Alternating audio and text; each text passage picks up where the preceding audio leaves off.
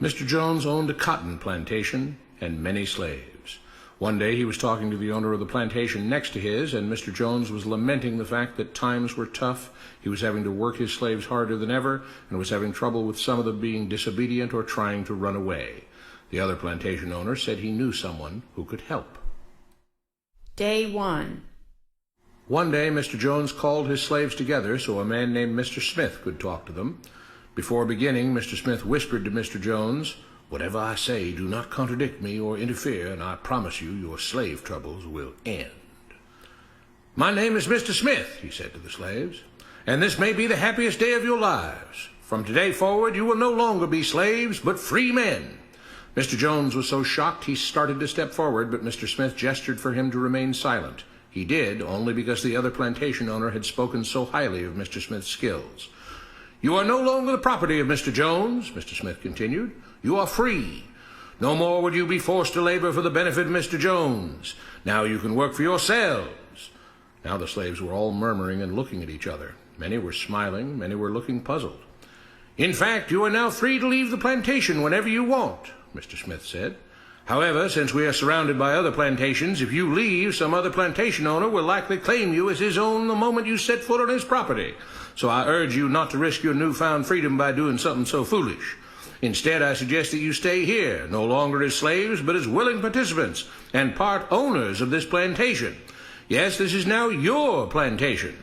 Mr. Jones bit his tongue to keep from objecting. "For now, we might as well leave Mr. Jones in charge," said Mr. Smith, "since he is the only one with any experience at running a plantation, which is quite a complicated thing to manage.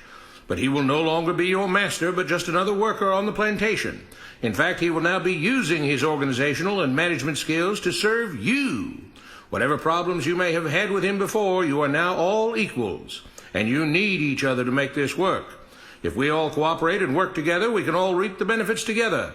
In honor of this happy occasion, I present you this new symbol of togetherness and cooperation, this flag, which shall be the emblem of the new, free Jones plantation." He held up the new flag, but most of those listening were still too amazed to respond. "And this shall be our motto," Mr. Smith announced. "We work together as free men for our mutual benefit, pledging our allegiance to the Jones plantation, which stands for prosperity, liberty, and justice for all. To celebrate, everyone has the rest of the day off. Enjoy your freedom, do as you please, and be back here tomorrow morning, bright and early, so that we may begin work on this great and noble new endeavor as equal free men." Finally convinced that Mr. Smith was serious, the former slaves applauded and cheered. Day 2. "We all want this plantation to do well," Mr. Smith said at the beginning of the next meeting, "so we can all share in the benefits. We all know that it takes a lot of effort to make a cotton plantation work. Just because you're all free doesn't mean you can stop working. In fact, since you're now working for yourselves, I expect you to work even harder than ever before, but now with pride and joy, knowing that you're working for yourselves. Of course, there still have to be rules. If everyone just does whatever he wants, the plantation won't produce anything. This experiment will fail, and we'll all starve. You should be thankful that Mr. Jones has agreed to stay on to lend his knowledge and skills to this endeavor, and I trust you will all do your own part to make this work. Several of you have been chosen to act as project supervisors to manage different aspects of the operation, to make sure everyone is doing his assigned job, to make sure that the rules are followed, and so on. The rest of you may head out to the fields to start your first day of work as free men." Day 3. The next morning, Mr. Smith had a grim expression on his face as the daily meeting began. "I have an unpleasant duty to do today," he said. "Yesterday, Charles was caught keeping some of the cotton he picked, presumably to sell for his own personal profit. That is against the rules. That is stealing. For that, Charles must be punished." 2 men tied Charles to the whipping post. "I take no joy in this," Mr. Smith continued, "but you must understand, if we do not maintain order, if we do not have rules that we all abide by, then the plantation will fail, and we will all suffer." The whip cracked against Charles' back. "But if we all pitch in for the common good, then we can all prosper. Being free doesn't mean you should be selfish and greedy. We must each do our assigned duties and obey the rules, and then we can all benefit, and each of you will receive your appropriate share of the profits." A young man named Samuel stepped forward. "But if you and Mr. Jones decide the rules and whip us if we disobey, how is that any different from what we had before?" "How can you say that?" Mr. Smith asked. "I'm shocked. You were a slave before, and now you're free. Things still need to be managed and organized by those best qualified to do so. Do you know how to run a plantation, Samuel?" "Well, no," he answered. "But if we're free, why do we get no say in what the rules are and how things work?" "I'm surprised at your ingratitude," Mr. Smith answered. "None of you know how a plantation is run, so you're in no position to be making decisions about how things are done here.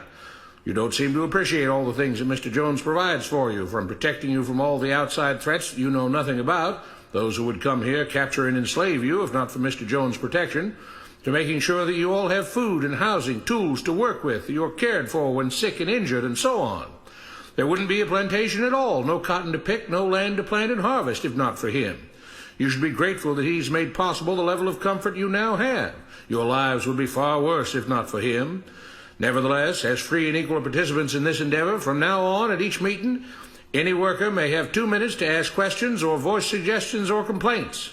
With that, the workers all seemed satisfied and headed out again to the fields to pick the cotton.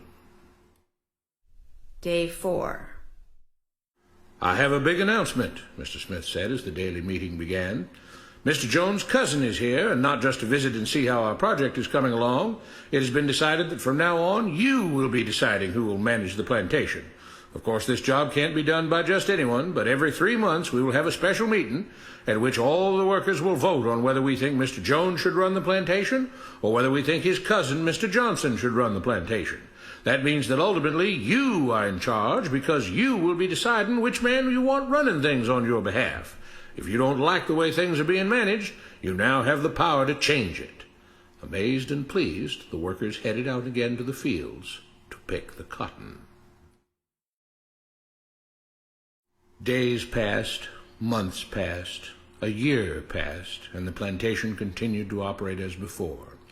Sometimes Mr. Jones was in charge, sometimes Mr. Johnson was in charge, but the day-to-day routine stayed exactly the same.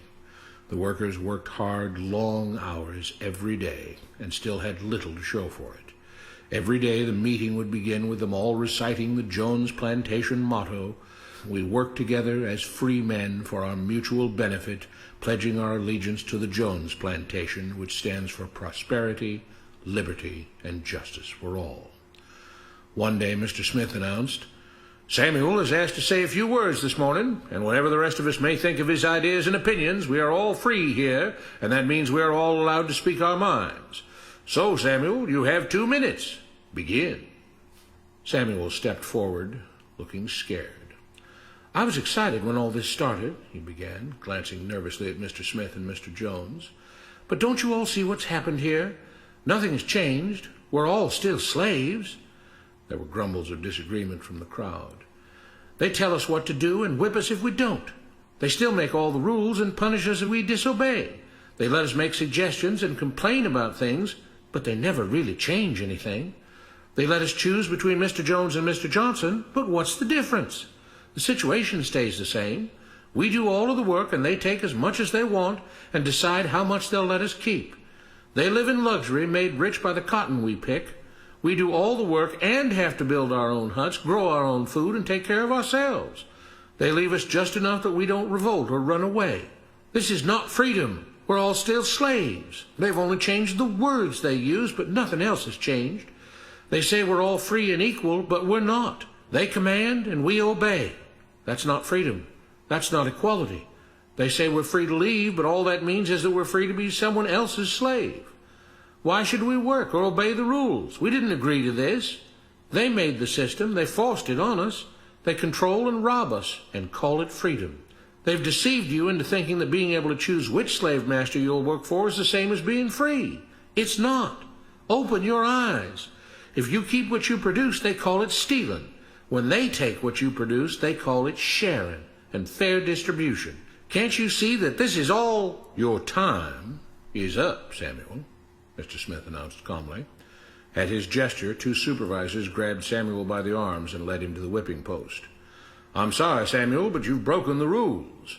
There are rules against encouraging others not to work and encouraging others to break the rules.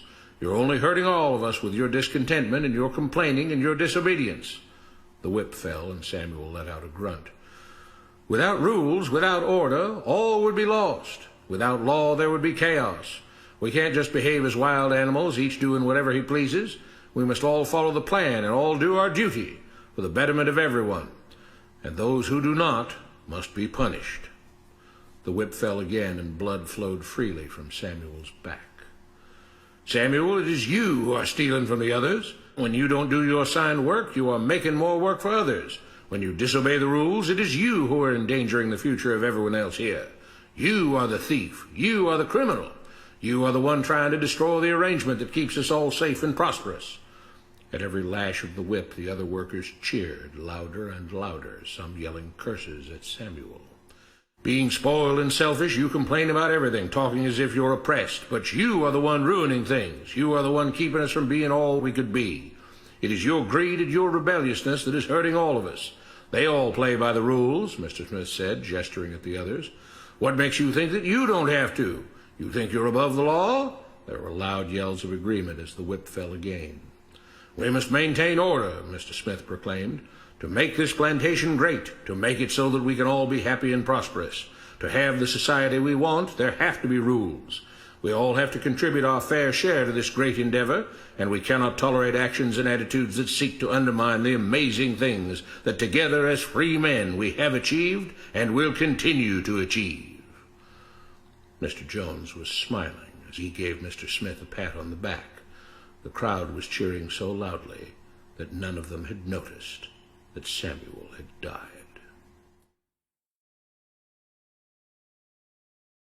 What you have been taught about government and politics is no more accurate or reasonable than what Mr. Smith taught the slaves. If you're ready to look through the veil of rhetoric and propaganda to see the reality beneath, get a copy of The Most Dangerous Superstition. It will change the way you see the world.